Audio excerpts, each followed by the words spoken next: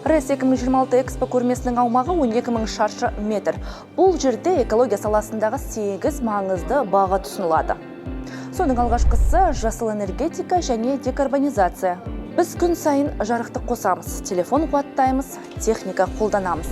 Бірақ сол энергия қайдан келеді деп ойлап көрдіңіз бе? Бұл аймақта күн, жел және басқа да таза энергия көздері таныстырылады. Олар ауаға зиянды түтін шығармайды, табиғатты ластамайды. Мұнда болашақтың электр станцияларын, жаңа технологияларды және көміртек шығарымын азайтуды нақты жолдарын көруге болады. Таза энергия бұл жай ғана тренд емес, бұл болашақтың нақты шешімі. Өз тәжірибесімен Miami Solar компаниясы бөліседі, олар күн энергиясын пайдалану арқылы экологияға қалай пайда әкелуге болатынын көрсетеді. Егер болашақтың энергиясын өндірсеңіз немесе көргіңіз келсе, ресми сайтымызға өтіңіз, болашақ бүгіннен басталады.